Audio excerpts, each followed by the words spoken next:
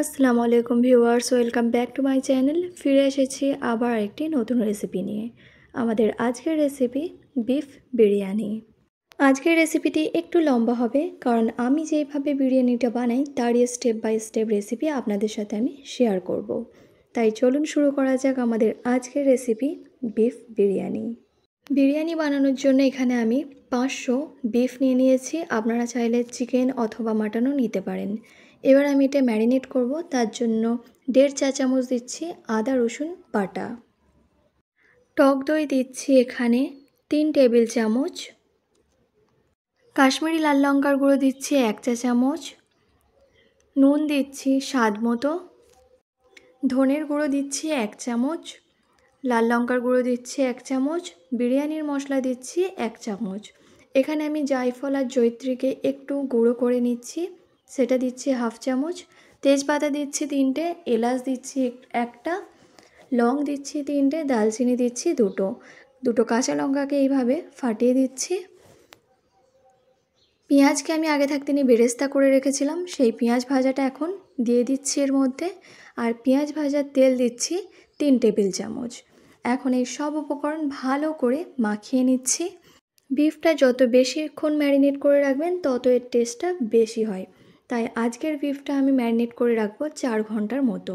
ফিরে আসছি 4 ঘন্টা পর। এটা এখন আমি রেস্টে রেখে দিচ্ছি ফ্রিজে। আপনাদের কাছে সময় কম থাকলে আপনারা সঙ্গে সঙ্গেও বানিয়ে নিতে পারেন। ফিরে এসেছি 4 ঘন্টা পর। এই যে দেখুন, বিফটা আপনাদেরকে দেখিয়ে দিচ্ছি। এটা খুব সুন্দর করে ম্যারিনেট করা হয়ে গেছে। এবার এই বিফটা আমি সিটি দেব। তার জন্য আমি এখানে একটা প্রেসার কুকার নিয়ে নিয়েছি। প্রথমে আমি বিফটা এখানে দিয়ে দিচ্ছি। বিফটা এখানে দেওয়ার পর আমি 1.5 কাপ পানি দিয়ে ভালো করে মশলাটা ধুয়ে এখন বিফের মধ্যে দিয়ে দিচ্ছি। একবার ভালো করে মিশিয়ে নিচ্ছি। এখন এটা ঢাকা দিয়ে আমি সিটি তুলে নেব, বিফটা যতক্ষণ না সিদ্ধ হচ্ছে ভালোভাবে। এদিকে আমি একটা প্রেসার কুকার নিয়ে নিয়েছি। এখন এতে আমি আলুটাও সিদ্ধ করে নেব। তার জন্য এখানে আমি আলুও নিয়ে নিয়েছি। আপনারা যতজন মেম্বার সেই অনুযায়ী আলুটা ব্যবহার করবেন। এবার এতে জাফরান দিচ্ছি 1/4 চা চামচ আর নুন দিচ্ছি 2 চা চামচ। দুটোকে ভালো করে মিশিয়ে নিচ্ছি। মিশিয়ে নিয়ে এখন আমি ঢাকা দিয়ে সিটি তুলে নিচ্ছি মাত্র 2টো। চন্দ্রমুখী আলু হলে 1টা দেবেন, আর নর্মাল আলু হলে 2টো দেবেন। এই যে দেখুন, আলুটা আমার 80% কুক হয়ে গেছে। এবার আলুটা আমি ভেজে নেব। তার জন্য আমি আগে থেকেই কড়াইয়ে তেল হাই হিটে গরম করে নিয়েছিলাম। এখন আলুগুলো যেহেতু সিদ্ধ আছে তাই তেলের মধ্যে দিয়ে দিচ্ছি। আর তেলটা খুব ভালো করে গরম হলেই তবে আলুটা দেবেন। এরপর আমি একটু নুন দিচ্ছি, কারণ নুনের পরিমাণটা আলুতে কম ছিল।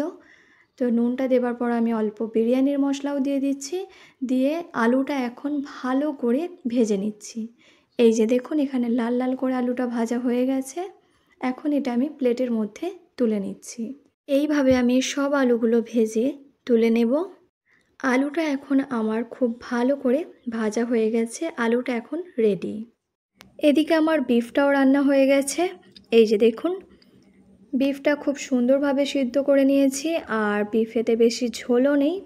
এখন বিফটা এখন পারফেক্টভাবে রেডি হয়ে গেছে। এটাকে এখন সাইডে করে দিচ্ছি। এদিকে আমি একটা বড় হাঁড়ি নিয়ে নিয়েছি, আর এতে দিয়ে দিচ্ছি পানি। ভাতটা হওয়ার জন্য আমি পরিমাণ মতো পানি দিচ্ছি। এখন ঢাকনা দিয়ে দিচ্ছি। এবার এতে দিচ্ছি 2টো এলাচ, 4-5 টুকরো দালচিনি, 4-5টা লং, নুন দিচ্ছি 3 টেবিল চামচ, আর তেজপাতা দিচ্ছি 4-5টা। এখন পানিটা ভালো করে বলক উঠে গেছে। এবার আমি সব উপকরণগুলো ভালো করে মিশিয়ে নিচ্ছি পানির সাথে।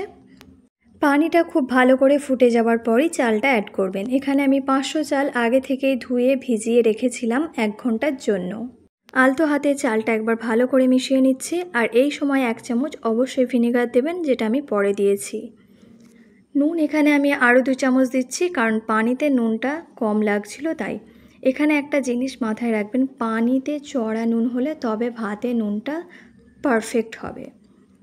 আমি 7 মিনিট মতো ভাতটাকে ভালো করে ফুটিয়ে নিয়েছি। এখন ভাতটা আমার 80% মতো কুক হয়ে গেছে। তো আমি এই সময়েই নামিয়ে নিচ্ছি। যখন দেখবেন চালটা একটু ভেঙে যাচ্ছে ভালোভাবে, তখনই জানবেন আপনার চালটা ভালো করে অলমোস্ট সিদ্ধ হয়ে গেছে। এখানে আমার হয়ে গেছে ভাতটা। এখন আমি এটা ছেঁকে নিয়ে ফিরে আসছি। এই যে দেখুন ভাতটা এখানে আমি পারফেক্টভাবে ছেঁকে নিয়েছি। এটা এখন রেডি। এদিকে আমি পেঁয়াজটা আগে থেকেই ভেজে রেখেছিলাম, যেটা পেঁয়াজ বেরেস্তা হিসাবে কাজে লাগবে। এতে দিচ্ছি 2 চামচ চিনি, বিরিয়ানির মশলা দিচ্ছি 1 চা চামচ, আর কাজু বাদাম দিচ্ছি 2 টেবিল চামচ। এবার এই সব উপকরণ ভালো করে মিশিয়ে নিচ্ছি। এবার বিরিয়ানিটা সাজিয়ে নেওয়ার পালা। বিরিয়ানির হাঁড়িটা প্রথমে আমি তেল দিয়ে একবার ভালো করে গরম করে নিয়েছি। এর ওপরে আমি দিচ্ছি অর্ধেক ভাত। প্রথমে অর্ধেক ভাতটা দিয়ে একটা লেয়ার বানিয়ে নিচ্ছি। ভাতটা ভালোভাবে এইরকমভাবে ছড়িয়ে নিতে হবে প্রথমে। ভাতটা ভালোভাবে স্প্রেড করার পর এখানে আমি দিয়ে দিচ্ছি পেঁয়াজ ভাজা, 1 মুঠো পেঁয়াজ ভাজা দিচ্ছি। এরপর আমি দিচ্ছি বিফ কষাটা। ঝোল সমেত আমি ভালো করে চারিদিকে বিফটা দিয়ে দিচ্ছি। এরপর দিচ্ছি ভাজা আলুটাও আমি ভালোভাবে ছড়িয়ে দিচ্ছি। আলুটা দেবার পর আমি এখানে দিচ্ছি আলু বোখরা 6 থেকে 7টা। এটা অপশনাল, আমার খুব ভালো লাগে তাই আমি দিই, তবে আপনারাও দিতে পারেন। এরপর একটু পেঁয়াজের বেরেস্তা ছড়িয়ে দিচ্ছি। এরপর যে বাকি ভাতটা ছিল সেই ভাতটাও এখন অ্যাড করে দিচ্ছি। ভাতটা এখন ভালো করে স্প্রেড করে দিচ্ছি চারিদিকে। এটা হয়ে গেছে। এবার আমি কালার অ্যাড করব। একটা বাটিতে আমি 2 চামচ রোজ ওয়াটার, 2 চামচ কেওড়া ওয়াটার আর একটুখানি মিঠা আতর আর অল্প ফুড কালার দিয়ে, মানে ওই জাফরান দিয়ে একটা ঘোল বানিয়ে নিয়েছি, ওটা এখন দিয়ে দিচ্ছি। 2 কাপ মতো আমি এখানে দুধ অ্যাড করে দিচ্ছি। দুধটা ভালো করে স্প্রেড করে দিতে হবে। এরপর দিচ্ছি আমি বিরিয়ানির মশলা 1 টেবিল চামচ। চারিপাশে আমি বিরিয়ানির মশলাটা ছড়িয়ে দিচ্ছি। এটা এখন হয়ে গেছে। এরপর যে বাকি পেঁয়াজের বেরেস্তাটা ছিল সেটা সবই দিয়ে দিচ্ছি। লাস্ট এখানে আমি ঘি অ্যাড করছি 4 থেকে 5 টেবিল চামচ মতো। ব্যাস আমাদের এখানে লেয়ারিং হয়ে গেছে। এবার এটা ঢাকা দিয়ে দমে দেব। বিরিয়ানি দম দেওয়ার টাইমিংটা খুবই ইম্পর্টেন্ট। এখানে আমি হাই হিটে 5 মিনিট প্রথম দম দেব, তারপর 20 মিনিট স্লো ফ্লেমে দম দেব।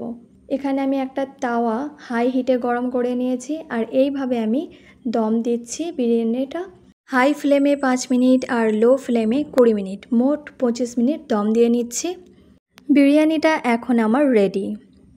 এই যে দেখুন, এবার এটা সার্ভ করে নিচ্ছি। এই যে দেখুন বিরিয়ানিটা কতটা ঝরঝরে হয়েছে। আলুটাও খুব সুন্দরভাবে সিদ্ধ হয়েছে আর বিফটাও খুব সুন্দরভাবে সিদ্ধ হয়ে গেছে। দেখে কি মনে হচ্ছে বিরিয়ানিটা পারফেক্ট হয়েছে? তো আশা করছি আমার আজকের রেসিপিটি আপনাদের ভালো লেগেছে। ভালো লাগলে অবশ্যই আমাকে একবার কমেন্টে জানাবেন, আর বানানোর অনুরোধ তো রইলই। আজকের জন্য এতটাই। ফিরে আসবো আবার একটি নতুন রেসিপি নিয়ে। আল্লাহ হাফিজ।